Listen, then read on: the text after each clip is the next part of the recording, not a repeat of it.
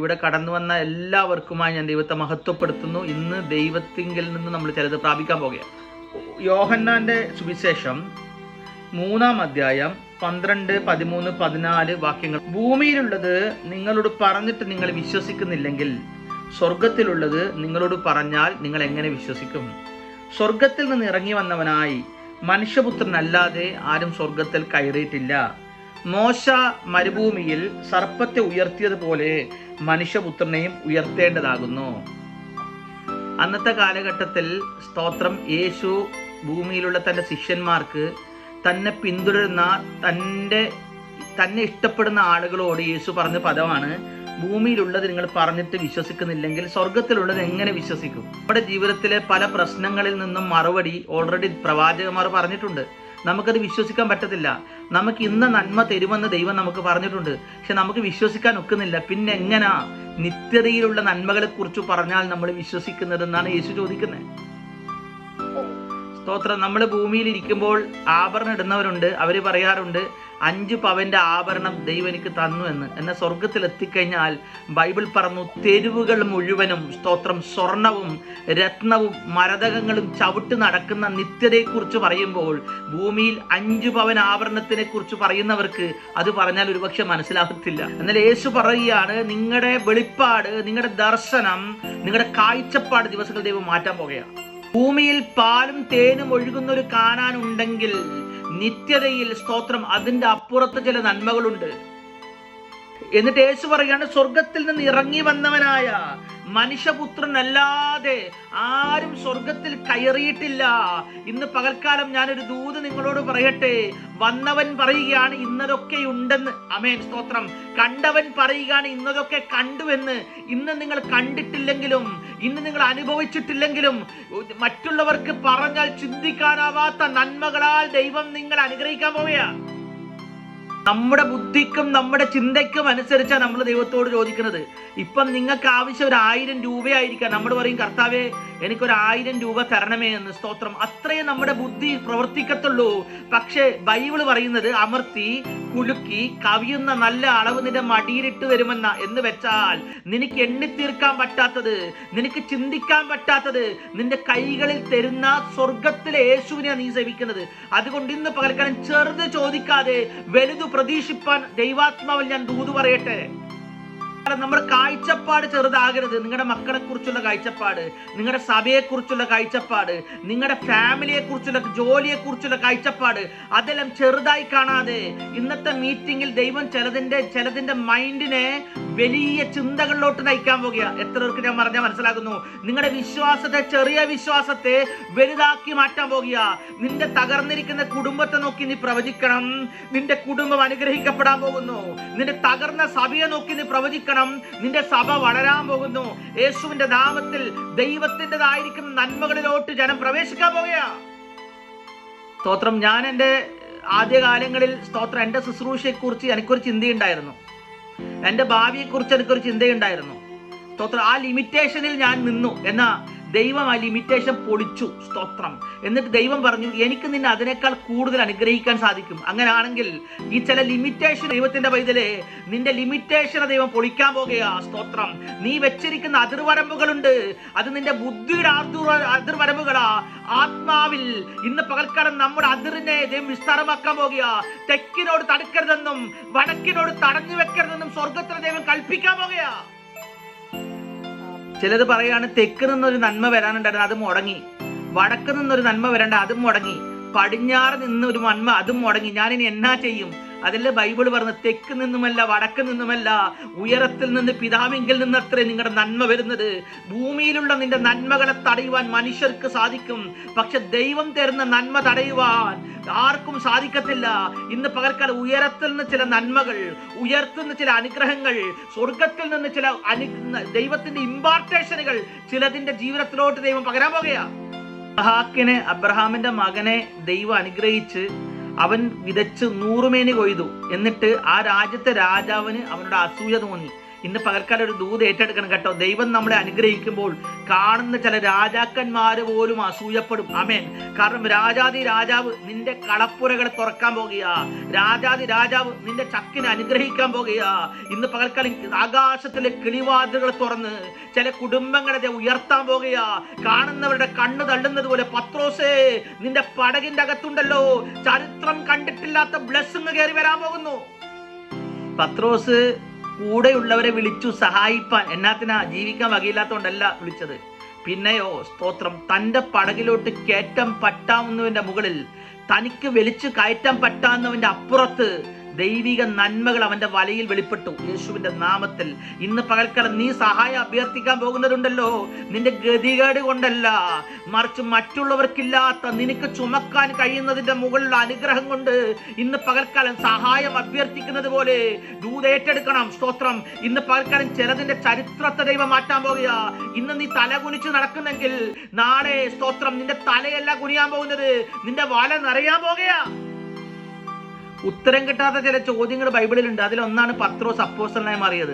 എടാ, മീൻ പിടിച്ച് വല കൈകി ഇവൻ എങ്ങനെ അപ്പോസ്തലനായി? രണ്ടാമത് ഉത്തരം കിട്ടാത്ത ചോദ്യങ്ങളിലൊന്നാണ് ജോസഫ് പ്രൈം മിനിസ്റ്റർ ആയത്.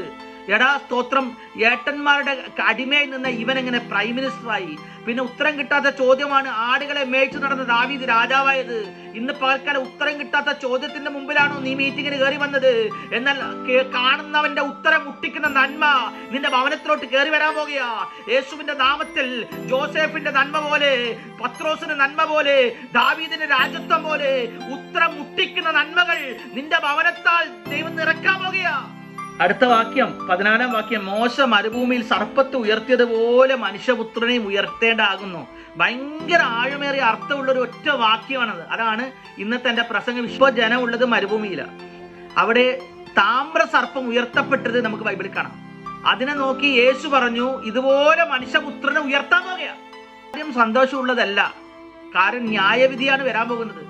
പക്ഷെ ആ ന്യായവിധിയുടെ മധ്യത്തിലും ഉയർത്തപ്പെട്ട ചില നന്മകൾ ദൈവജനത്തിന് വേണ്ടി വെളിപ്പെടാൻ പോകുന്നു. നമുക്ക് ഈ ഒരു കാര്യത്തെക്കുറിച്ച് മനസ്സിലാകണമെന്നുണ്ടെങ്കിൽ സംഖ്യാപുസ്തകത്തിലോട്ട് പോകണം. സംഖ്യാപുസ്തകം 21-ാം അധ്യായം 4-5 വാക്യങ്ങളിലോട്ട് വരാം. ഇവിടെ കാണുന്നു, പിന്നെ അവർ ഏദോം ദേശത്തെ ചുറ്റിപ്പോകുവാൻ ഹോർ പർവ്വതത്തിങ്കൽ നിന്ന് ചെങ്കടൽ വഴിയായി യാത്ര പുറപ്പെട്ടു. വഴി നിമിത്തം അവരുടെ മനസ്സ് ക്ഷീണിച്ചു. സ്തോത്രം. 2, ജനം ദൈവത്തിനും മോശയ്ക്കും വിരോധമായി സംസാരിച്ചു.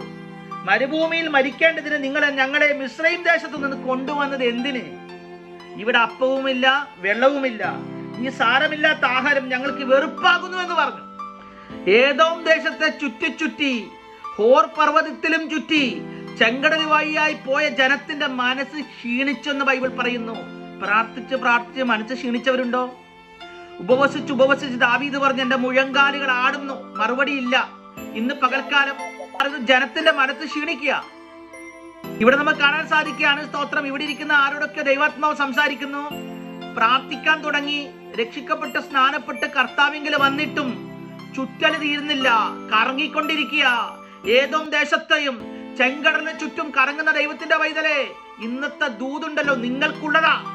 ഒരിക്കൽ ഞാൻ ഇവിടെ ഓസ്ട്രേലിയയിൽ വന്ന സമയത്ത് ഒരു ഷോപ്പിംഗ് കോംപ്ലക്സിൽ പോയി. അപ്പൊ ആ ഷോപ്പിംഗ് കോംപ്ലക്സിൽ കാർ പാർക്കിൽ എൻ്റെ കാറ് പാർക്ക് ചെയ്തിട്ട് ഞാൻ സാധനം വാങ്ങിക്കാൻ വേണ്ടി അവിടുത്തെ ഷോപ്പിംഗ് കോംപ്ലക്സിന്റെ അകത്തോട്ടേക്ക് കയറി. പിന്നെ എത്ര നടന്നിട്ടും എനിക്ക് എൻ്റെ കാറ് കണ്ടുപിടിക്കാൻ ഒക്കുന്നില്ല. ഞാൻ കരുതി എൻ്റെ കാറ് ഏതോ കള്ളം കൊണ്ടോ എന്ന് കരുതി. പക്ഷെ സത്യം അതായിരുന്നില്ല.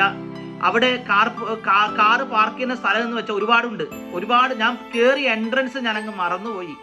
അരമണിക്കൂർ കറങ്ങിയിട്ടാണ് പിന്നെ എനിക്ക് കാറ് കണ്ടുപിടിക്കാൻ ഒത്തത്. അപ്പോൾ ദൈവത്തിന്റെ അപ്പൊ ഞാനന്ന് ഉപവാസമാണ്. എനിക്കാണെങ്കിൽ ദാഹിച്ച് ശരണമില്ല. നടന്ന് കയ്യിലാണെങ്കിൽ സാധനമുണ്ട്. നടന്ന് കറങ്ങി ചുറ്റി എൻ്റെ തൊണ്ട വരുന്നപ്പോൾ ഞാൻ ബൈബിളിലെ ശിംശോനെ ഓർത്തു. ശിംശോൻ ദാഹിച്ചിട്ട് മരിപ്പാൻ ആഗ്രഹിച്ചു. ആരോടൊക്കെ ദൈവാത്മാവ് സംസാരിക്കുകയാണ്. ചുറ്റി സ്തോത്രം. ഇനി എനിക്ക് മുന്നോട്ടൊരു യാത്രയില്ലെന്ന് പറഞ്ഞ് മരിപ്പാൻ ആഗ്രഹിക്കുന്ന ആരല്ലോ ഇതിന്റെ അകത്ത് കയറിയിട്ടുണ്ട്. ദൈവാത്മാവ് നിങ്ങളോട് പറയുകയാണ്, ഇന്നത്തെ മെസ്സേജിൽ കൂടെ ചിലതിന്റെ ഡോറുകൾ ഓപ്പൺ ആകാൻ പോകുന്നു. ജനത്തിന്റെ മനസ്സ് ക്ഷീണിച്ചു പോയി. ദൈവത്തിലുള്ള വിശ്വാസം നഷ്ടപ്പെട്ടു. ഇനി പ്രതീക്ഷകളെല്ലാം അസ്തമിച്ചു. അങ്ങനെയുള്ളവരോട് ദൈവാത്മാവ് പറയുക, നിന്റെ നഷ്ടപ്പെട്ട പ്രതീക്ഷകളുടെ അപ്പുറത്ത് ദൈവത്തിന്റെ വാതിൽ ഓപ്പണാകാൻ പോകുന്നു. ഇന്നത്തെ മീറ്റിംഗിൽ നീ ആരാധിച്ച് വിടുതൽ ഏറ്റെടുത്തോ. നീ ആരാധിക്കുന്ന സഭയിൽ നീ സാക്ഷ്യം പറയാൻ പോകുക, ദൈവം എനിക്കൊരു വിടുതൽ തന്നെന്ന്. വാക്യം പറയുന്നു, ജനം ദൈവത്തിന് മോശയ്ക്ക് വിരോധമായി സംസാരിച്ചു എന്ന്. ഞാനൊരു കാര്യം പറയട്ടെ, സ്തോത്രം. ദൈവജനത്തിന്റെ ജീവിതത്തിൽ പ്രതിസന്ധി വരുമ്പോൾ മോശയ്ക്കെതിരെ സംസാരിക്കരുത്, ദൈവത്തിനെതിരെ സംസാരിക്കരുത്. ഇന്ന് പകൽക്കാലം സ്തോത്രം, നിന്റെ വിടുതൽ തടയുന്നത് മോശയോ ദൈവമോ അല്ല. ഇന്ന് പകൽക്കാലം നിന്നെ നന്മയിലോട്ട് ദൈവം കൊണ്ടുപോകുക എന്ന് വെച്ചാൽ, ഇന്നത്തെ പരീക്ഷണ ഘട്ടങ്ങൾ കഴിഞ്ഞിട്ട് നീ നന്മയിലോട്ട് എൻ്റർ ചെയ്യാൻ പോകുക. അതുകൊണ്ട് ഇന്നത്തെ പരീക്ഷയും ഇന്നത്തെ കഷ്ടതയും നിമിത്തം നീ ഒരിക്കലും പിറുവിറുക്കാതെ ദൈവത്തോട് പറ, കർത്താവേ, എനിക്ക് ലഭിക്കാനുള്ള നന്മകളിലോട്ട് ഞാൻ എൻ്റർ ചെയ്യേണ്ടത് എന്നെ ബലപ്പെടുത്തണമേ. അവര് ചോദിച്ച ചോദ്യം എന്താണെന്നറിയാമോ? മരുഭൂമിയിൽ മരിക്കേണ്ടത് ഞങ്ങൾ എന്തിന് മിസ്രയീം ദേശത്തു നിന്ന് കൊണ്ടുവന്നു? സ്തോത്രം. മിസ്രയീമിന്റെ അകത്ത് നിന്നും മോഹന വാഗ്ദാനങ്ങൾ കൊണ്ടുകൊടുത്തു. സ്തോത്രം. നന്മ ലഭിക്കും, ഉയർച്ച പ്രാപിക്കും, അനുഗ്രഹം പ്രാപിക്കും എന്നൊക്കെയുള്ള അനേക പ്രവചനങ്ങൾ കൊടുത്തു. പക്ഷെ ഒന്നും ഇപ്പൊ കാണാനില്ലല്ലോ. ഏത് പ്രവാചകൻ വന്നാലും തലയിൽ കേവിച്ച് വാലല്ല തലയാക്കുമെന്ന് പറഞ്ഞു. ഇപ്പൊ വാല് പോലും അല്ല. എന്നാൽ ഇന്ന് പറക്കൽ ഒരു ദൂത് പറയട്ടെ, നിന്റെ ജീവിതത്തിൽ നന്മ, സ്തോത്രം, നന്മയിലോട്ടുള്ള യാത്രയിലാണ് നീ. വഴി വെച്ച് തകർന്നു പോകാതെ ലക്ഷ്യത്തിലെത്തിക്കുന്ന ദൈവത്തെ ആരാധിച്ച് വിശ്വാസത്തോടു കൂടെ മുന്നോട്ടേക്ക് യാത്ര ചെയ്യുക. അധികം വൈകാതെ നീ കാണാൻ പോകുകയാ. നമുക്ക് കാണുകയാണ് സ്തോത്രം. അവിടെ അവര് പറഞ്ഞ പരാതി, ഇവിടെ അപ്പവുമില്ല വെള്ളവുമില്ല, ഈ സാരമില്ലാത്ത ആഹാരം, ശ്രദ്ധിച്ചോ, സാരമില്ലാത്ത ആഹാരം ഞങ്ങൾക്ക് വെറുപ്പാകുന്നു എന്ന് പറഞ്ഞു. എന്ന് വെച്ചാൽ ദൈവം അവർക്ക് കൊടുത്തിരിക്കുന്ന കാനാനിലോട്ടുള്ള യാത്ര അവർക്ക് ഇഷ്ടമല്ല. രണ്ട്, ദൈവം കൊടുത്ത ഭക്ഷണം അവർക്ക് ഇഷ്ടമല്ല. ഇന്ന് അവരെല്ലാ മേഖലയിലും പരാതി പറയുക. രണ്ട്, ദൈവം കൊടുത്താൽ നടന്ന മോശം ഇഷ്ടമല്ല, ദൈവത്തെ ഇഷ്ടമല്ല. ജനം പിറുപിറുത്തുകൊണ്ടേയിരിക്കുക. ഇന്ന് പകൽക്കാലം സ്തോത്ര, ഹൃദയത്തിന്റെ അകത്തുനിന്ന് പിറുപിറുക്കാൻ തോന്നും, സാഹചര്യം അതാ. ദൈവത്തോട് തിരികെ പറയാൻ തോന്നും, സാഹചര്യം അതാ. പക്ഷെ ഇന്ന് ഞാൻ നിങ്ങളോടൊരു ബുദ്ധി പറയാം. സ്തോത്രം, പിറുപിറുക്കാത്തവരെ ദൈവം അടുത്ത ലെവലിലോട്ട് സമൃദ്ധിയായി അനുഗ്രഹിക്കാൻ പോകുകയാ. എൻ്റെ വിശ്വാസ ജീവിതത്തിന്റെ ആരംഭകാലങ്ങളിൽ ഞാൻ പല ദൈവദാസന്മാരുടെ കൂടെ നടപ്പാൻ ദൈവം എനിക്ക് പദവി തന്നിട്ടുണ്ട്. അവര് പറഞ്ഞതെല്ലാം കേട്ട് നടക്കും, തിരിച്ചൊന്നും പറയത്തില്ല. സ്തോത്രം. അപ്പോൾ ഒരു വിശ്വാസം ഉണ്ടായിരുന്നു, ദൈവം അനുഗ്രഹിക്കും എന്നുള്ളത്, ദൈവം എന്നെ മാനിക്കും എന്നുള്ളത്. അതുകൊണ്ട് പിറുപിറുക്കാതെ അവർ പറഞ്ഞത് അനുസരിക്കുമായിരുന്നു. അപ്പോൾ ഞാൻ നന്മ പ്രാപിച്ചപ്പോൾ സ്തോത്രം, അവർക്ക് എന്നോട് ഒരു പരാതിയുമില്ല. എന്ന് വെച്ചാൽ ഞാൻ നന്മ പ്രാപിച്ചപ്പോൾ ബിനീഷ് അവൻ ഭയങ്കര സാധനമായിരുന്നു എന്ന് ആരും പറയത്തില്ല. എന്ന് വെച്ചാൽ പിറുപിറുക്കാതെ ദൈവത്തോടും മോശയോടും കൂടെ നടപ്പാൻ ചിലർ തയ്യാറാകട്ടെ. സ്തോത്രം. നിങ്ങളായിരിക്കുന്ന ദേശത്ത് നിങ്ങളെ മുകളിൽ ദൈവം ആക്കി വെച്ചിരിക്കുന്ന ദൈവിക അധികാരങ്ങളുണ്ടല്ലോ, ദൈവിക അഭിഷിക്തന്മാരുണ്ടല്ലോ, അവരോട് പിറുപിറുക്കാതെ, ദൈവത്തോട് പിറുപിറുക്കാതെ ഇന്ന് പകൽക്കാലം ആരോടൊക്കെ ദൈവാത്മാവ് സംസാരിക്കുന്നു. നീ മുന്നോട്ട് പോകുമ്പോൾ അധികം വൈകാതെ നിന്നെ തേടി ഒരു നന്മ കടന്നു വരാൻ പോകുകയാ. ഇനി ദൂത് ഏറ്റെടുക്കണം കേട്ടോ, ഇനി ദൂത് ഏറ്റെടുക്കണം. സ്തോത്രം. നിന്നെ തേടി മറ്റുള്ളവർക്കില്ലാത്തൊരു ബ്ലെസ്സിങ് കടന്നു വരാൻ പോകുകയാ. ഒരിക്കൽ കർത്താവിൽ പ്രസിദ്ധനായ സുരേഷ് ബാബു എന്ന് പറഞ്ഞൊരു ദൈവദാസൻ എനിക്ക് ഏകദേശം ഒരു 18 വയസ്സുള്ള സമയത്ത് ഞങ്ങളുടെ നാട്ടിൽ വന്നു. അപ്പൊ സുരേഷ് ബാബു വരുന്ന നില പോസ്റ്ററുകൾ പല സ്ഥലത്തും ഉണ്ട്. അന്നും ഇന്നും ദൈവം ഉപയോഗിക്കുന്ന ഒരു ദൈവദാസനാ. അപ്പൊ ഇദ്ദേഹത്തെ ഒന്ന് നേരിട്ട് കാണണമെന്ന് എനിക്ക് ആഗ്രഹമുണ്ട്. പള്ളിയിൽ വന്നാൽ കാണാൻ പറ്റത്തില്ല. നാട്ടിലെ കേരളത്തിലായിരുന്നു സംഭവം. അതുകൊണ്ട് ഞാൻ എന്നാ ചെയ്തെന്ന് പറയുമ്പോൾ അദ്ദേഹത്തിന്റെ മൊബൈൽ നമ്പറിലോട്ട് വിളിച്ച് അദ്ദേഹം എത്തുന്ന സ്ഥലം ഞാൻ ചോദിച്ചു. അദ്ദേഹം പറഞ്ഞു, മോനെ, ഞാൻ സ്റ്റേഷനിൽ എത്തും, ഇന്ന സമയത്ത് എത്തും എന്ന് പറഞ്ഞു.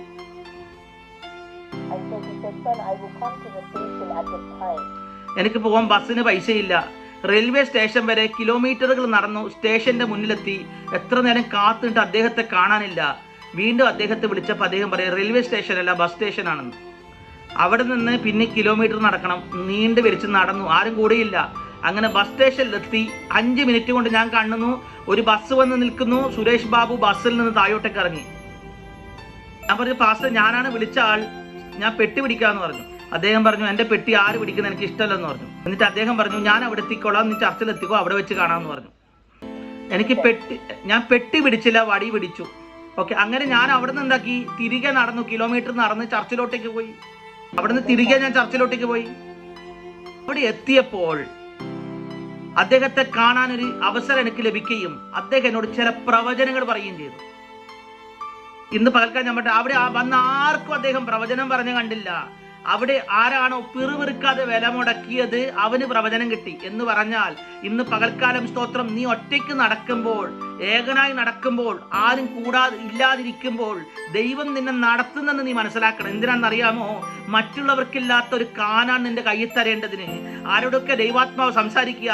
ഇന്ന് നീ ഒറ്റയ്ക്ക് ഉപവസിക്കുമ്പോൾ, ഒറ്റയ്ക്ക് കരയുമ്പോൾ, ഒറ്റയ്ക്ക് പ്രാർത്ഥിക്കുമ്പോൾ, കൂടെ നടക്കാൻ ആരുമില്ലാതെ നീ പിറുപിറുക്കണ്ട.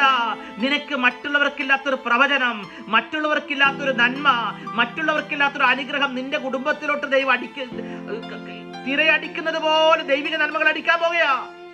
പ്രവാചകനല്ല നിനക്ക് ദൂത് തരുന്നത് സ്വർഗത്തിലെ ദൈവമാ. ഇന്ന് പകൽക്കാലം മിസ്രയീമിലെ കഷ്ടതയും മരുഭൂമിയിലെ ചൂടും കാലിനടിച്ചു കയറുമ്പോൾ നീ ഒരിക്കലും പറയരുത് മോശയ്ക്കെതിരെ, നീ ഒരിക്കലും പറയരുത് ദൈവത്തിനെതിരെ. നീ മുന്നോട്ടേക്ക് യാത്ര ചെയ്യുമ്പോൾ നിന്നെ തേടി ഒരു പ്രവചനം വരും. നീ മുന്നോട്ടേക്ക് യാത്ര ചെയ്യുമ്പോൾ നിന്നെ തേടി നന്മകൾ വരും. ഇന്ന് പകൽക്കാലം നിന്റെ പ്രതിസന്ധികളുണ്ടല്ലോ, നിന്നെ വിട്ട് ദൂരെ ഓടാൻ പോകുക. ജനത്തിന്റെ മനസ്സൊക്കെ ക്ഷീണിച്ചു. ആരൊക്കെയോ ഇതിൻ്റെ അകത്ത് ക്ഷീണിച്ച് കയറിയിട്ടുണ്ടല്ലോ. ഇന്ന് പകൽക്കാലത്തെ മീറ്റിംഗിൽ നിങ്ങളെ ഞാൻ ബൂസ്റ്റ് ചെയ്യുകയാ. നിങ്ങളുടെ അകത്തൊരു പവർ ദൈവം ഇമ്പാർട്ട് ചെയ്യുകയാ. എന്തിനാണെന്നറിയാമോ?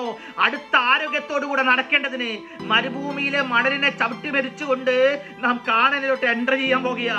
മരുഭൂമിയിലെ സർപ്പങ്ങളെ ചവിട്ടി മരിച്ചുകൊണ്ട് നാം കാനാനിലോട്ട് എൻ്റർ ചെയ്യാൻ പോകുക. യേശുവിന്റെ നാമത്തിൽ ദൈവജനത്തിന്റെ മുകളിൽ വലിയ ആത്മപകർച്ച ദൈവം പകരുകയാ.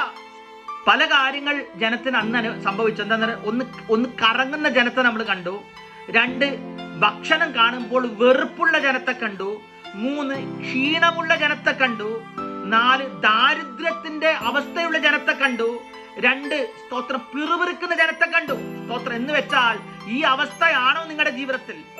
എന്താ സഹിക്കാൻ പറ്റാത്ത പ്രശ്നമാണ്. എന്നാൽ ഇന്ന് പകൽക്കാലം ആ പ്രശ്നങ്ങളെ ദൈവം അയക്കാൻ പോകുകയാണ്. ദിവസം ഞാൻ ഒരു ടെസ്റ്റ് മണി ഇപ്രകാരം വായിച്ചു. ഒരു വ്യക്തിയുടെ 2 കിഡ്നിയും ഫെയിലിയറാണ്. 2 കിഡ്നിയും. പക്ഷേ ഒരു ദൈവദാസൻ അങ്ങനെ അദ്ദേഹത്തിനോട് പ്രാർത്ഥിച്ചു, 2 കിഡ്നിയും ദൈവം സൗഖ്യമാക്കിയെന്ന്. എന്ന് വെച്ചാൽ ഞാനിത് പറയാൻ കാരണം എന്താണെന്ന് വെച്ചാൽ, ഇസ്രായേൽ ജനം പറഞ്ഞൊരു കാര്യമുണ്ട്. ഈ ആഹാരം ഞങ്ങൾക്ക് വെറുപ്പുളവാക്കുന്നു. ഈ ഷുഗർ പോലുള്ള ചില രോഗങ്ങൾ ഉള്ളവർക്ക് നല്ല ഭക്ഷണം കഴിക്കാൻ ഒക്കത്തില്ല. സ്തോത്രം. കിഡ്നിയിൽ പ്രശ്നമുള്ളവർക്ക് സ്തോത്രം നല്ല ആഹാരം കഴിക്കാൻ ഒക്കത്തില്ല. പക്ഷെ ഇന്ന് പകൽക്കാലം അവരെന്നും കഴിക്കുന്ന ഒരേ ഫുഡാണെങ്കിൽ അതിനോടൊരു വെറുപ്പുണ്ടാകും. യേശുവിന് നിന്നെ സൗഖ്യമാക്കാൻ ഒക്കത്തില്ലയോ? ഇന്ന് പകൽക്കാലം സ്തോത്രം നിന്റെ ജീവിതത്തിലെ ചില സൗഖ്യങ്ങൾ വെളിപ്പെടേണ്ടതിന് ഇന്ന് ദൂത് നീ ഏറ്റെടുത്തോളണം കേട്ടോ. സ്തോത്രം. നിന്റെ ചില ഡയബറ്റീസിനെ യേശു സൗഖ്യമാക്കാൻ പോകുക. നിന്റെ BP ദൈവം സൗഖ്യമാക്കാൻ പോകുക. നിന്റെ ശരീരത്തിലെ ബോണിനോട് ബന്ധപ്പെട്ട് ദൈവത്തിന്റെ ആത്മ പറയുന്നു, ബോണിനോട് ബന്ധപ്പെട്ട് വേദന അനുഭവിക്കുന്ന ചില വ്യക്തികൾ ഇന്നത്തെ മീറ്റിംഗിൽ സൗഖ്യമാകാൻ പോകുക. നിന്റെ വെറുപ്പുള്ള, ദൈവത്തോട് വെറുപ്പ് വരത്തക്ക വിധത്തിൽ നിന്റെ ശരീരത്തിൽ വ്യാപരിക്കുന്ന സാത്താന്യ രോഗങ്ങൾ യേശുവിന്റെ നാമത്തിൽ ഇന്നത്തെ മീറ്റിംഗിൽ സൗഖ്യമാകട്ടെ. ക്യാൻസർ വന്നാൽ നീ മരിച്ചു പോകുമെന്ന് ഡോക്ടർ നിനക്ക് സർട്ടിഫിക്കറ്റ് തന്നാലും ക്യാൻസറിനെ സൗഖ്യമാക്കുന്ന ദൈവം വെളിപ്പെടാൻ പോകുക. സ്തോത്രം. നിന്റെ ശരീരത്തിൽ ഗ്രോത്തുകൾ വന്നിട്ട് അത് ക്യാൻസറായി മാറുമെന്ന് ചില ഡോക്ടർമാർ പറഞ്ഞെങ്കിൽ നീ ഭാരപ്പെടണ്ട. ആ ഗ്രോത്ത് നീ എഴുന്നേൽക്കുന്നതിന് മുന്നേ ചൊട്ടിപ്പോകാൻ പോകുക. യേശുവിന്റെ നാമത്തിൽ ചില സൗഖ്യത്തിന്റെ ശക്തി വ്യാപരിക്കും. വെറുപ്പുളവാക്കുന്ന രീതിയിൽ നിന്റെ ജീവിതത്തിലെ ദുഃഖങ്ങളെ യേശു വിടുവിക്കാൻ പോകുക. ഞാനിങ്ങനെ പ്രസംഗം ഇങ്ങനെ തയ്യാറാക്കാൻ, ഞാനൊരു പ്രസംഗം റെഡിയാക്കുമ്പോൾ ഒരു 3-4 മണിക്കൂറെങ്കിലും പ്രാർത്ഥിച്ചും ബൈബിൾ വായിച്ചാണ് പ്രസംഗം റെഡിയാക്കുന്നത്. വിശ്വാസമില്ലെങ്കിൽ എൻ്റെ ഭാര്യയോട് ചോദിച്ചാൽ മതി. 3-4 മണിക്കൂർ ഇരുന്ന് പ്രാർത്ഥിച്ചിട്ടാണ് ഒരു മെസ്സേജ് റെഡിയാക്കുന്നത്. ഒരു 15-20 മിനിറ്റ് കൊണ്ട് എനിക്ക് മെസ്സേജ് റെഡിയാക്കാൻ പറ്റും. പക്ഷെ അത് ഉഴപ്പല്ലേ. സ്തോത്രം. ഞാൻ മെസ്സേജ് റെഡിയാക്കുമ്പോൾ ദൈവാത്മാവ് എന്നോട് പറഞ്ഞൊരു കാര്യം ഞാൻ പറയട്ടെ. സ്തോത്രം. ഞാൻ ദൈവത്തോട് വാസ്തവമായി ചോദിച്ചു, കർത്താവേ, ജനത്തിന്റെ കാര്യം ആകെ കഷ്ടമാണ്. പിന്നെ എങ്ങനെ പിറുപിറുക്കാതിരിക്കുന്നത്? പിന്നെ ഈ എപ്പോഴും ഒരേ ഭക്ഷണമല്ലേ, മന്നയല്ലേ? പിന്നെ എങ്ങനെയാ വെറുപ്പില്ലാതിരിക്കുന്ന ഫുഡിനോട്? പിന്നെ മോശയല്ലേ കൂട്ടിക്കൊണ്ടുവന്നത്? പറഞ്ഞതൊന്നും നടന്നില്ലല്ലോ, പിന്നെ എങ്ങനെ എതിര് പറയാതിരിക്കുന്നേ? ദൈവാത്മാവ് എന്നോട് പറഞ്ഞൊരു ദൂത് ഞാൻ നിങ്ങളോട് പറയാം. ദൈവാത്മാവ് എന്നോട് പറഞ്ഞു, യോബിന്റെ പുസ്തകം 37-ാം അധ്യായത്തിലോട്ട് വരാൻ. യോബിന്റെ പുസ്തകം 37-13. ഞാൻ എന്നാ ചെയ്യണം ഈ പ്രതിസന്ധിയുടെ മുന്നിൽ എന്ന് ചോദിക്കുന്ന നിങ്ങളോട് ദൈവാത്മാവ് സംസാരിക്കുന്നു. യോബ് 37-13. ശിക്ഷക്കായിട്ടോ ദേശത്തിന്റെ നന്മയ്ക്കായിട്ടോ ദയക്കായിട്ടോ അവൻ അത് വരുത്തുന്നു. യോബേ, ഇത് ശ്രദ്ധിച്ചു കൊള്ളുക. മിണ്ടാതിരുന്ന് നീ ദൈവത്തിന്റെ അത്ഭുതങ്ങളെ ചിന്തിച്ചു കൊള്ളുക. ദൈവാത്മാവ് എന്നോട് പറഞ്ഞതാ, ഞാൻ എന്നാ ചെയ്യണം? സ്തോത്രം. ഞാൻ എന്നാ ചെയ്യണം? ഈ പ്രതിസന്ധിയുടെ മധ്യത്തിൽ എന്ത് ചെയ്യണമെന്ന് ദൈവാത്മാ പറയുന്നു. ഇന്നത്തെ നിന്റെ പ്രതിസന്ധിയുടെ നടുവിൽ യോബേ, നീ മിണ്ടാതിരുന്നോ, ദൈവം നിനക്ക് വേണ്ടി ചില അത്ഭുതങ്ങൾ ചെയ്യാൻ പോകുന്നു. യോബ് പറയുകയാണ്, ഞാൻ മിണ്ടാതിരിക്കാൻ പോകുകയാ. സ്തോത്രം. ഞാൻ മിണ്ടാതിരിക്കാൻ പോകുകയാ എന്റെ ദൈവത്തിന്റെ വിടുതൽ വരുന്നത് വരെയും. സ്തോത്രം. ഇന്ന് പകൽക്കാലം ഞാൻ യോബിന്റെ പ്രശ്നം എന്താണെന്നറിയാമോ? യോബിന്റെ മക്കൾ നഷ്ടപ്പെട്ടു. യോബിന്റെ ഭാര്യ ഒഴികെ യോബിന്റെ ജീവിതത്തിലെ സകല ബ്ലെസ്സിങ്ങുകൾ, ആടുകള്, മാടുകള്, കാളകൾ എല്ലാം നഷ്ടപ്പെട്ടു. ശരീരത്തിന്റെ അകത്ത് രോഗം കയറി വന്നു. അപ്പോൾ പോലും ദൈവാത്മാവ് യോബിനോട് പറഞ്ഞു, മിണ്ടാതിരുന്നോ യോബേ. ഇന്ന് പകൽക്കാലം അങ്ങനെ ആരെങ്കിലും ഇവിടെ കയറി വന്നിട്ടുണ്ടോ? എല്ലാം നഷ്ടപ്പെട്ടിട്ട് കയറി വന്നിട്ടുണ്ടോ? നിന്നോട് ദൈവാത്മാവ് പറയുന്നു, നീ ഒന്നും പറയണ്ട, നീ മിണ്ടാതെ കണ്ണുനീരോടെ പ്രാർത്ഥിച്ചോ. ചില വ്യക്തികൾ 6 മാസത്തിന്റെ, ദൈവാത്മാവ് ഒരു ഫിഗറില്ല, 6 മാസത്തിന്റെ അകത്ത് ചില വ്യക്തികൾ ചില നന്മകൾ കാണുന്നത് പോലെ ദൈവം ചില വിടുതലുകൾ അയക്കും. അതുകൊണ്ട് പ്രതീക്ഷ നഷ്ടപ്പെട്ട ചിലതിന് ദൈവം ഒരു ഫിഗർ തരിക. 6 മാസം ദൈവം തരുന്ന ചില പരീക്ഷണങ്ങളെ നീ പിറുപിറുക്കാതെ ഏറ്റെടുക്കുകയാണെങ്കിൽ നീ 6-ാം മാസം ദൈവത്തിന് ചില നന്മകൾ കാണും.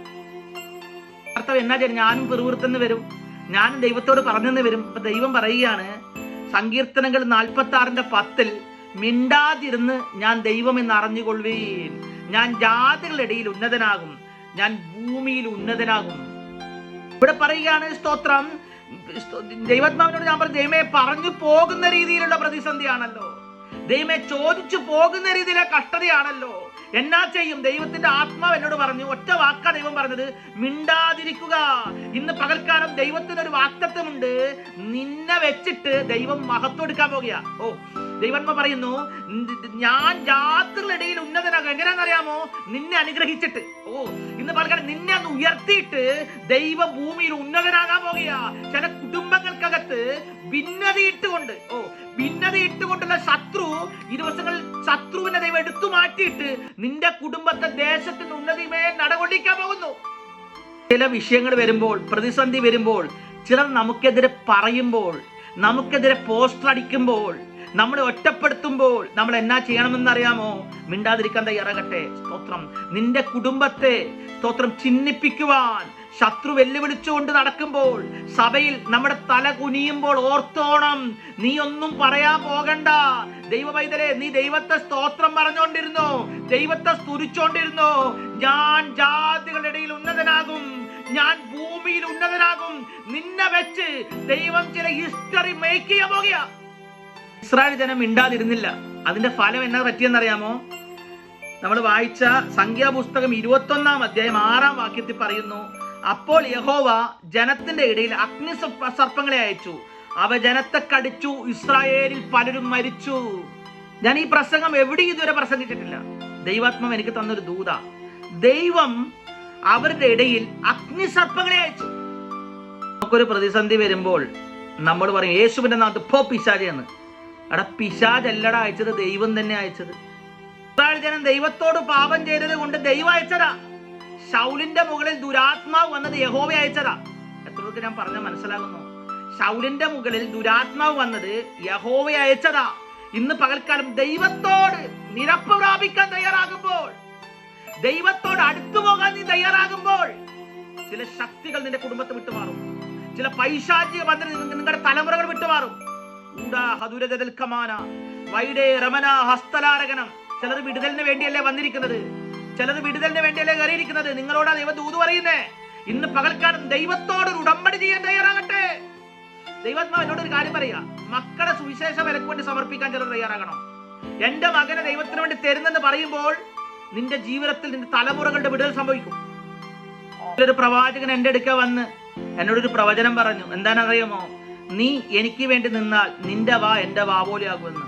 ഈ ദൂത് കേട്ടപ്പോൾ ഞാൻ മുട്ടുമടക്കി ദൈവത്തോട് പറഞ്ഞു, കർത്താവേ, ഞാനിതാ നിന്റെ സന്നിധിയിൽ സമർപ്പിക്കുന്നു. എന്റെ ദൈവം ചില കാര്യങ്ങൾ എന്നോട് അനുസരിക്കാൻ പറഞ്ഞു, ഞാനത് അനുസരിക്കാൻ തയ്യാറായി. നിങ്ങൾക്കറിയാമോ, ദൈവത്തിന്റെ പ്രവൃത്തി വെളിപ്പെട്ടു. പലപ്പോഴും വളരെ നീ അധ്വാനിച്ച് പോകേണ്ട പല സ്ഥലങ്ങളിലും ഒരുപാടുള്ള കുരുക്കുകളും സെക്കൻഡ് വെച്ച് മാറുന്നത് നീ കാണും. ഇന്ന് പകൽക്കാലം നീ ഒന്ന് മുട്ടുമടക്കി ദൈവത്തോട് പറ, കർത്താവേ, എന്റെ ജീവിതത്തിൽ നിന്നോടുള്ള ബന്ധത്തിൽ ഞാൻ ചെയ്ത തെറ്റുകൾ എന്നോട് ക്ഷമിക്കണമേ എന്ന് പ്രാർത്ഥിക്കാൻ തയ്യാറാകുമ്പോൾ ചില കുടുംബങ്ങളിൽ കെട്ടിക്കിടക്കുന്ന മലിനജനങ്ങൾ വെളിയിലോട്ട് പോകുന്നത് പോലെ ദൈവം ചില അത്ഭുതങ്ങൾ ചെയ്യാൻ പോകുക. ജോലിക്ക് വേണ്ടി ഒരുപാട് അപ്ലിക്കേഷൻ ഇട്ടിട്ടുണ്ട്, ഒരുപാട് അപ്ലിക്കേഷൻ. പക്ഷെ ജോലി കിട്ടുന്നില്ല. ഒന്ന് ഉപവാസത്തോടെ പ്രാർത്ഥിച്ച് അടുത്തൊരു അപ്ലിക്കേഷൻ ഇടാൻ നീ റെഡിയായിക്കോ. സ്തോത്രം. അവിടെ ചില വേക്കൻസി പുതുതായിട്ട് ജനറേറ്റ് ചെയ്ത് വരാൻ പോകുക. സ്തോത്രം. നീ ഇല്ലാതെ ആ കമ്പനി നടക്കാത്തത് പോലെ ദൈവം ചില വഴികൾ തുറക്കും യേശുവിൻ നാമത്തിൽ. ഇതൊന്നും ചുമ്മാ പറയുന്നതല്ല കേട്ടോ, ഇതൊന്നും ചുമ്മാ പറയുന്നതല്ല. ദൈവാത്മ പറയുകയാണ്. സ്തോത്രം. നീ ഒരുപാട് അപ്ലിക്കേഷൻ ഇട്ടു, നിനക്ക് കിട്ടുന്നില്ല. പക്ഷേ സ്തോത്രം, നീ ഇല്ലാതെ കമ്പനി നടക്കത്തില്ലെന്ന് പറയുന്നത് പോലെ ഉപവാസത്തോടെ ദൈവസ്ഥ കണ്ണുനീരോടെ നീ നിൽക്കുമ്പോൾ ദൈവം നിനക്ക് വേണ്ടി ചില MD-മാരുടെ ഹൃദയങ്ങൾ അനുകൂലമാക്കാൻ പോകുക. യേശുവിന്റെ നാമത്തിൽ ദൂത് ഏറ്റെടുത്തോ. ഇന്ന് ഈ ദൂത് ചിലതിന് മേൽ നിറവേറാൻ പോകുന്നു. മക്കളുടെ വിവാഹം നടക്കാതെ എന്നാ ചെയ്യണമെന്ന് ചിന്തിച്ച് സ്തോത്രം ഇരിക്കുന്നെങ്കിൽ ഒന്ന് ഉപവാസവും പ്രാർത്ഥനയോടെ ദൈവത്തോട് നിരപ്പ് പ്രാപിച്ച് ദൈവമേ വഴി തുറക്കണമെന്ന് പ്രാർത്ഥിക്കുമ്പോൾ ഇതാ കുറുങ്കാട്ടിൽ കുടുങ്ങിക്കിടക്കുന്ന ആട്ടുകൊട്ടനെ പോലെ നിന്റെ തലമുറകൾക്ക് വേണ്ടി നല്ല ഭാവി. ദൈവാത്മാവ് കുറുങ്കാട്ടിലും കുറുങ്ങിക്കിടക്കുന്ന കാട്ടുകൊട്ടനെ പോലെ അബ്രഹാമേ നിന്റെ തലമുറക്ക് ഒരു ഭാവി ഒരുക്കാൻ ഈ ദൈവം ശക്തനാണെന്ന്. ആരൊക്കെയോ ചോദിക്കുകയാണ്. അബ്രഹാം പറഞ്ഞു തന്റെ ദാസനോട്, എന്റെ മകന് വേണ്ടി ഒരു പെണ്ണിനെ നീ കൊണ്ടുവരണം. ദൈവം കാര്യം സാധിപ്പിക്കുമെന്നെ വിശ്വസിക്കണം. ദൈവം കാര്യം സാധിപ്പിക്കും. ദൈവം എനിക്ക് കാര്യം സാധിപ്പിച്ചു തന്നിട്ടുണ്ട്. സ്തോത്രം. ചിലതിന്റെ മുന്നിലോട്ട് വരാൻ പോകുക ബ്ലെസ്സിങ്. ആമേൻ. നീ തേടി നടക്കുന്നത് നിന്നെ തേടി വരാൻ പോകുക. നീ തേടി നടക്കുന്നതുണ്ടല്ലോ, നിന്നെ തേടി വരുന്നത് പോലെ ദൈവാത്മാവ് എന്നോട് അങ്ങനെ പറയാൻ പറയുന്നു. നീ അലഞ്ഞു നടക്കുകയാ, ഭക്ഷണമില്ലാതെ വെള്ളമില്ലാതെ ജീവിതത്തിലെ തലതാഴ്ത്തി നടക്കുന്ന ദൈവത്തിലെ നീ അവനെ കാണും. നീ നന്മ കാണും. നീ ദൈവത്തിന്റെ വിടുതലുകൾ നിന്റെ കണ്ണ് കാണാൻ പോകുക. പ്രസംഗം റെഡിയാക്കിയ മേഖലയിലല്ല ദൈവാത്മാവിനെ കൊണ്ടുപോകുന്നത്. ആമേൻ. ഞാൻ പ്രസംഗം റെഡിയാക്കിയ വേറൊരു രീതിയില്ല. പക്ഷെ ദൈവാത്മാവ് എനിക്ക് തരുന്നത് വേറൊരു മേഖലയാ. ഇന്ന് പകൽക്കാലം നിങ്ങളുടെ അനുഗ്രഹത്തെക്കുറിച്ച് പ്രവചിക്കാനാണ് ദൈവാത്മാവ് എന്നോട് പറയുന്നത്. സ്തോത്രം. വഴിമുട്ടിക്കിടക്കുന്ന ചിലതിനോട് ദൈവാത്മാവ് പറയുകയാണ്, നിന്റെ അടഞ്ഞുപോയ വഴിയുണ്ടല്ലോ, ആ റൂട്ടിലേക്ക് തന്നെ നീ ഇനി പോകണ്ട. നിനക്ക് വേണ്ടി മറ്റൊരിടത്ത് ഒരു ഇരുമ്പ് വാതിൽ മലക്ക തുറക്കാൻ പോകുക. ഇതുവരെ ആർക്കും തുറന്നിട്ട ഇരുമ്പ് വാതിൽ പത്രോസേ നിന്റെ മുന്നിൽ തുറക്കും. ദൂതൻ ഇറങ്ങാൻ പോകുന്നു. നിന്റെ കുടുംബം പണിയപ്പെടാതെ നിന്റെ എല്ലാ വഴികളും കൊട്ടിയടയപ്പെട്ടെങ്കിൽ പത്രോസേ നീ ഒരു ശബ്ദം കേൾക്കാൻ പോകുക. ആ ഇരുമ്പ് വാതിൽ കടന്ന് അക്കരെ എത്തുന്നത് പോലെ ദൈവപ്രവൃത്തി നിന്റെ കുടുംബത്തെ വെളിപ്പെടും. ശക്തമായ ദൈവാത്മാവ് ചില കുടുംബങ്ങളെ നോക്കി സംസാരിക്കുക. സ്തോത്രം. അഗ്നി സർപ്പം എന്ന് പറഞ്ഞാൽ എന്നാ? ഹീബ്രുവിൽ അഗ്നി സർപ്പത്തെ പറഞ്ഞത് സറാഫ് എന്ന SERPH സറാഫ്.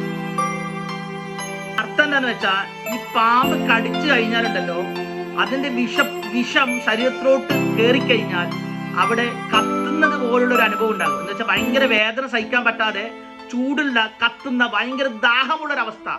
അതുകൊണ്ടാണ് അഗ്നിസർപ്പം എന്ന് പറയുന്നത്. അഗ്നിസർപ്പം കൊടുത്തത് കഠിനമായ വേദനയും മരണവുമായിരുന്നു. അതികഠിനമായ വേദനയിൽ സഹിക്കാൻ പറ്റാത്ത ദുഃഖത്തിൽ ആരെങ്കിലും വന്നിട്ടുണ്ടോ? ദൈവാത്മാവ് നിന്നോട് ദൂത് പറയുകയാണ്, ചില അഗ്നിസർപ്പങ്ങളെ നിന്റെ ഭവനത്തിൽ നിന്ന് ദൈവം എടുത്തു മാറ്റാൻ പോകുന്നു. ചില അഗ്നിസർപ്പങ്ങളെ നിന്റെ കുടുംബത്തിൽ നിന്ന് എടുത്തു മാറ്റാൻ പോകുക. സ്തോത്രം. കഠിനമായ വേദനയും മുറിവുകളും ഭാര്യയും ഭർത്താവും തമ്മിൽ സ്തോത്രം എന്നും വാക്തർക്കമാ. മക്കളും പിതാവും തമ്മിൽ എന്നും വാക്തർക്കമാ. തമ്മിൽ യോജിക്കുന്നില്ല. ചില അഗ്നിസർപ്പങ്ങൾ കയറിയിരിക്കുക. യേശുവിന്റെ നാമത്തിൽ ഇന്നത്തെ മീറ്റിംഗിൽ ദൈവത്തോട് ഉടമ്പടി ചെയ്യുമ്പോൾ ചില ശത്രുവിന്റെ പദ്ധതികൾ, ചില സർപ്പത്തിന്റെ ശക്തികൾ നിന്റെ ഭവനത്തിൽ ദൈവം എടുത്തു മാറ്റാൻ പോകുക. അതിന്റെ 7-ാം വാക്യത്തിലോട്ട് വന്നാൽ, ജനം മോശയുടെ അടുക്കൽ വന്നു, ഞങ്ങൾ യഹോവയ്ക്കും നിനക്കും വിരോധമായി സംസാരിച്ചതിനാൽ പാപം ചെയ്തിരിക്കുന്നു. സർപ്പങ്ങളെ ഞങ്ങളുടെ ഇടയിൽ നിന്ന് നീക്കിക്കളവാൻ യഹോവയോട് പ്രാർത്ഥിക്കണമെന്ന് പറഞ്ഞു. മോശ ജനത്തിനു വേണ്ടി പ്രാർത്ഥിച്ചു. ജനത്തിന് മനസ്സിലായി പ്രശ്നത്തിന്റെ കാര്യം, പ്രശ്നത്തിന്റെ ഗൗരവം മനസ്സിലായി. അവര് മോശ പോയി പറഞ്ഞോ നിങ്ങൾ എന്നോട് ക്ഷമ ചോദിക്കണമെന്ന്? ദൈവം വന്ന് പറഞ്ഞോ ക്ഷമ ചോദിക്കണമെന്ന്?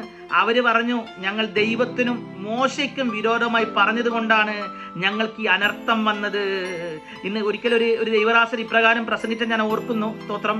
ആ ദൈവദാസന്റെ വീട്ടിൽ ഒരു ജനിച്ച ഒരു കുട്ടിക്ക് ശരീരത്തിൽ മുഴുവൻ വെള്ളപ്പാണ്ടുകളായിരുന്നു, വെള്ളപ്പാണ്ടുകൾ. ആ ദൈവദാസൻ DGS ദിനകരൻ എന്ന ദൈവദാസൻ ആ വീട്ടിലോട്ട് കയറി ചെന്നിട്ട് ഇപ്രകാരം പ്രവചിച്ചു കൊണ്ട് പറഞ്ഞു, നിന്റെ മുത്തച്ഛൻ സുവിശേഷകന്മാരെ പരസ്യമായി അപമാനിച്ച വ്യക്തിയാ, അതുകൊണ്ട് വന്നതാണ് വെള്ളപ്പാണ്ടുകൾ ശരീരം മുഴുവനും എന്ന് ആരെയും കുറ്റം വിധിക്കാൻ പറയുകയല്ല. ഇന്ന് പകൽക്കാലം ദൈവത്തോടും മോശയോടും നിരപ്പ് പ്രാപിക്കേണ്ട സ്ഥലങ്ങളിൽ നിരപ്പ് പ്രാപിപ്പാൻ ദൈവാത്മാവ് എന്നോട് പറയുന്നു. നമ്മൾ തയ്യാറാകുമ്പോൾ, ഞാൻ തയ്യാറാകുമ്പോൾ എൻ്റെ വിടുതൽ ആരംഭിക്കും. നിങ്ങൾ തയ്യാറാകുമ്പോൾ നിങ്ങളുടെ വിടുതലുകൾ ആരംഭിക്കും. യേശുവിന്റെ നാമത്തിൽ ജനത്തിന്റെ ഇടയിലുള്ള അഗ്നിസർപ്പങ്ങൾ ക്യാൻസറായി മാറാൻ പോകുകയാ. ഇവിടെ കാണുകയാണ്, ജനം പറയുകയാണ്, ദൈവമേ ഞങ്ങളുടെ ശക്തികളെ ഞങ്ങളുടെ കുടുംബത്തിൽ നിന്ന് മാറ്റണമേ, ഞങ്ങളുടെ മേഖലയിലെ ശാപങ്ങളെ മാറ്റണമേ. ഇന്ന് പകൽക്കാലം സ്തോത്രം, യേശു വെച്ചിരിക്കുന്ന അതിർവരമ്പുകളിൽ നിന്നും അകന്നുപോയ ചിലർ, ദൈവാത്മാവ് പറയുന്നു, ചില കുടുംബങ്ങൾക്കകത്ത് മക്കൾ പിന്മാറ്റത്തിൽ പോയി കണ്ണീരോട് പ്രാർത്ഥിക്കുന്ന മാതാപിതാക്കളോട് ദൈവാത്മാവ് സംസാരിക്കുകയാണ്. ഇന്നത്തെ മീറ്റിംഗിൽ ചില ഉടമ്പടികൾ ചെയ്യുകയാൽ ചിലത് ഭവനത്തിലോട്ട് മടങ്ങി വരാൻ പോകുകയാ. കഴിഞ്ഞ ദിവസം ഒരു മീറ്റിംഗിൽ പ്രസംഗിക്കാൻ ക്ഷണം കിട്ടി ഞാനിങ്ങനെ പ്രസംഗിച്ചുകൊണ്ടിരിക്കുമ്പോൾ അവിടെ ഇരിക്കുന്ന ഒരു കുടുംബത്തെ നോക്കി ഞാൻ പ്രവചിച്ചുകൊണ്ട് ഇപ്രകാരം പറഞ്ഞു, രണ്ട് വ്യക്തികൾ നിങ്ങളുടെ ഭവനത്തിൽ സ്തോത്രം ദൈവാത്മാവിനെ കാണിക്കുന്നു. എന്നിട്ട് ആ സഹോദരിയോട് ദൈവാത്മാവിനോട് പറയാൻ പറഞ്ഞു, ഒരുപാട് കരയുന്ന ഒരു സ്ത്രീയായിട്ട് ദൈവാത്മാവിനെ കാണിക്കുന്നു, നിങ്ങൾക്ക് എത്ര മക്കളുണ്ടെന്ന് ചോദിച്ചു. അപ്പൊ അവരുടെ മക്കളില്ലെന്ന്. ദൈവാത്മാവ് പറയുന്നത് ചുമ്മാ പറയത്തില്ല, ദൈവാത്മാവ് പറഞ്ഞതിൽ കാരണമുണ്ട്. ചിലർ ചോദിക്കുന്നു, പറഞ്ഞിട്ട് തന്നെ നടക്കാത്തെ. എന്നാൽ ഇന്ന് പകൽക്കാലം ദൈവത്തിന്റെ ഹിതം തിരിച്ചറിയേണ്ടതിന് മനസ്സ് പുതുക്കി രൂപാന്തരപ്പെടാൻ തയ്യാറാകട്ടെ. നിന്റെ ഭവനത്തിൽ വിടുതൽ വരണമെന്നാണ് ദൈവത്തിന്റെ ആഗ്രഹം. എൻ്റെ ജീവിതത്തിൽ അനുഗ്രഹം വരണമെന്നാണ് ദൈവത്തിന്റെ ആഗ്രഹം. പിന്നെ തടയുന്ന ഒരു ശത്രുവുണ്ട്, ചില അഗ്നിസർപ്പങ്ങൾ, വഴിയിൽ നിന്നെ തടയുന്ന പൈശാചിക മണ്ഡലങ്ങൾ. യേശുവിന്റെ നാമത്തിൽ അതിനെ തകർത്ത് മുന്നേറുന്ന ഒരു അഭിഷേകം ഏറ്റെടുത്ത ഈ മീറ്റിംഗിൽ ദൈവാത്മാവ് ചിലതിന്റെ പോലെ തീ പകരുകയാ. ചില സർപ്പങ്ങളെ തകർക്കുന്ന, ചില പൈശാചിക മണ്ഡലം ഉടയ്ക്കുന്ന തീ ചിലതിന്റെ കുടുംബങ്ങളിലോട്ട് കടന്നു വരാൻ പോകുകയാ.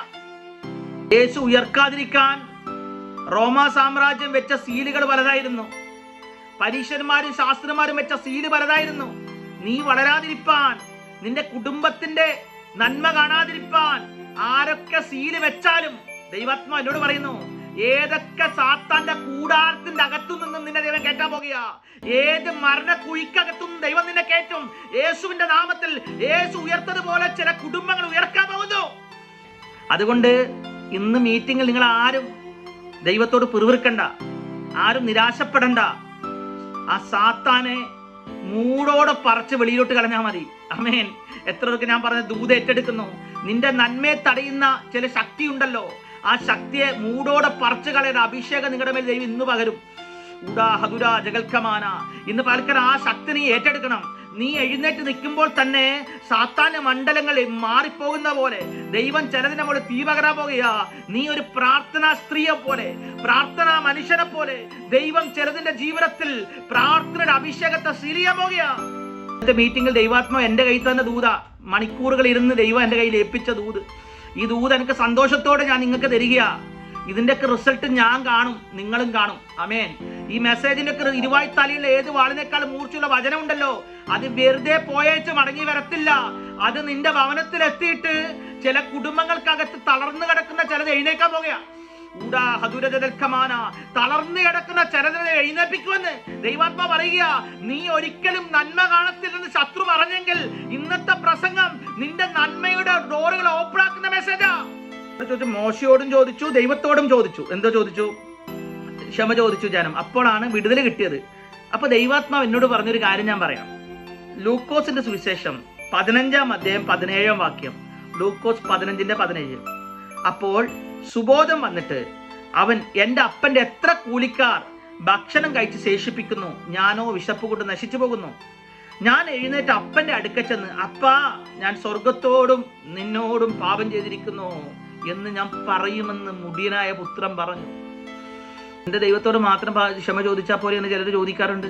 ഇത് ദൈവാത്മാവിൽ ഞാൻ പ്രാപിച്ച മെസ്സേജാ കേട്ടോ. ദൈവത്തോട് മാത്രം ക്ഷമ ചോദിച്ചാൽ പോരെ. സഹോദര, സ്തോത്രം. നിന്റെ അപ്പൻ നീ നിമിത്തം വേദനിച്ചെങ്കിൽ നീ നിന്റെ അപ്പനോട് ക്ഷമ ചോദിക്കണം. സ്തോത്രം. ഇവിടെ പറയുകയാണ് ദൈവത്തിൽ, മോശ നീ നിമിത്തം വേദനിച്ചെങ്കിൽ നീ മോശയോട് ക്ഷമ ചോദിക്കണം. പലതിൻ്റെയും നന്മകൾ ഈ ദിവസങ്ങൾ വെളിപ്പെടാൻ വേണ്ടി ദൈവാത്മാവ് ശക്തമായി ഇടപെടുകയാ. അപ്പാ, ഞാൻ നിന്നോട് പാപം ചെയ്തു. അപ്പാ, ഞാൻ ദൈവത്തോട് പാപം ചെയ്തു. എത്ര പേർ പറയും, കർത്താവേ സ്തോത്രം. ഇന്ന് പകൽക്കാലം ചിലരോട് ദൈവാത്മാവ് സംസാരിക്കുന്നു. നിരപ്പ് പ്രാപിക്കേണ്ട ഇടങ്ങളിൽ നിരപ്പ് പ്രാപിപ്പാൻ നീ തയ്യാറാകുമ്പോ. മോശ എതിര് പ്രാർത്ഥിച്ചോ? ഇത്രയും ഉപദ്രവം ചെയ്തിട്ടും മോശ അവരോട് ക്ഷമിച്ചു. ഈ അപ്പൻ എന്ത് ചെയ്തെന്നറിയാമോ? അപ്പൻ ഓടിച്ചെന്ന് മകനെ കെട്ടിപ്പിടിച്ചു പറഞ്ഞു, മോനെ, നീ മരിച്ചവനായിരുന്നു, നിന്നെ എനിക്ക് മടക്കി കിട്ടി. ഇന്ന് പകൽക്കാലം സ്തോത്രം, നിനക്ക് ദൈവം തന്ന മോശയും നിനക്ക് ദൈവം തന്ന അപ്പനും ദുഷ്ടന്മാരല്ലെന്ന് മനസ്സിലാക്കണം. അവർ നിന്നോട് ക്ഷമിക്കാൻ തയ്യാറാ. ഇന്ന് പകൽക്കാലം ആരോടൊക്കെയോ ദൈവാത്മാവ് ശക്തമായി സംസാരിക്കുകയാണ്. കരഞ്ഞുകൊണ്ട് നീ ഇന്നിരിക്കുമ്പോൾ നിന്റെ കണ്ണുനീര് തുടക്കുന്ന ഒരു അപ്പൻ നിനക്കുണ്ട്. കരഞ്ഞുകൊണ്ടിരിക്കുമ്പോൾ നിന്റെ കണ്ണീര് തുടക്കുന്ന ഒരു മോശ നിനക്കുണ്ട്. ആരോടൊക്കെ ദൈവാത്മാവ് സംസാരിക്കുന്നു. അവർ നിന്നെ വന്ന് കെട്ടിപ്പിടിക്കുന്നത് പോലെ നഷ്ടപ്പെട്ടു പോയിരിക്കുന്ന പൊന്മോതിരം നിന്റെ കൈകളിലേക്കിട്ട് പഴയ സ്ഥാനത്തേക്ക് ദൈവാത്മാർന്നു റീസ്റ്റോർ ചെയ്യുന്നത് പോലെ, നഷ്ടപ്പെട്ട കാസാര തിരികെ കിട്ടുന്നത് പോലെ, നഷ്ടപ്പെട്ട മാന്യത തിരികെ കിട്ടുന്നത് പോലെ ചില കുടുംബങ്ങൾക്കകത്ത് ദൈവം അത്ഭുതം ചെയ്യാൻ പോകുക. ഇവിടെ പറഞ്ഞ് ഞാൻ നിർത്താം. ഒറ്റ കാര്യം കൂടെ, സമയമായി. ഇവിടെ പറയുകയാണ്, ഇതിനോട് ബന്ധപ്പെടാത്തൊരു കാര്യം ദൈവാത്മാവ് എനിക്ക് തന്ന മെസ്സേജാണ്. മോവാബ് മിദ്യാന മൂപ്പന്മാരോട് പറഞ്ഞൊരു പദമുണ്ട്, കാട വയലിലെ പുല്ല് നക്കിക്കളയുന്നത് പോലെ ഈ കൂട്ടം നമ്മുടെ ചുറ്റുമുള്ള എല്ലാവരും നക്കിക്കളയും. ഞാനൊരു ദൂത് പറയാം. ഇന്നത്തെ ദൂതി കൂടെ ആത്മശക്തി ഏറ്റെടുക്കുന്ന ദൈവവേദരെ, നീ ചിലതിനൊക്കെ നക്കി സ്തോത്രം എടുക്കാൻ പോകുക. അമേൻ. നിന്റെ മുന്നിൽ തടസ്സമായി നിൽക്കുന്ന ചില ശക്തികൾ, മോവാബിയ ശക്തികൾ, അമേൻ, ചില ഫെലിസ്ത്യ ശക്തികൾ, ചില ഗോലിയാത്തിന്റെ ശക്തികളെ കാള പുല്ല് നക്കുന്നത് പോലെ നീ നക്കിയെടുക്കുന്നത് ദൈവാത്മ പറയുന്നു. നിന്റെ മുന്നിൽ ഒരു ശക്തിക്ക് നിൽക്കാൻ പറ്റാത്തത് പോലെ, നിന്റെ ഭവനമില്ലാത്ത ചിലത് ഭവനം പണിയുന്നത് പോലെ, അമേൻ. ജാതികൾക്ക് വീടുണ്ട്, അമേൻ. ദൈവത്തെ അറിയാത്തവർക്ക് വീടുണ്ട്, അവർക്ക് വാഹനമുണ്ട്. എന്നാൽ ദൈവാത്മാവ് എന്നോട് ദൂത് പറയുന്നു, ഇന്ന് കാള നക്കുന്നത് പോലെ ചില നന്മകൾ ദൈവജനത്തിന്റെ ഭവനത്തിലോട്ട് വരേണ്ടതിന് നീ ചിലതിലൊക്കെ അവകാശമാക്കാൻ പോകുക. കർത്താവേ, ഈ ജനത്തെ അങ്ങയുടെ കരങ്ങളിലേക്ക് തന്നുകൊണ്ട് പ്രാർത്ഥിക്കുന്നു. ഈ ജനത്തിന്റെ മുകളിൽ ഒരു പുതിയൊരു അഭിഷേകത്തെ അങ്ങ് പകരണമെന്ന് പ്രാർത്ഥിക്കുന്നു. കർത്താവേ, അങ്ങയുടെ തീയുടെ അഭിഷേകം, അങ്ങയുടെ അഗ്നിയുടെ അഭിഷേകം ഈ ജനം കാണട്ടെ എന്ന് പ്രാർത്ഥിക്കുന്നു.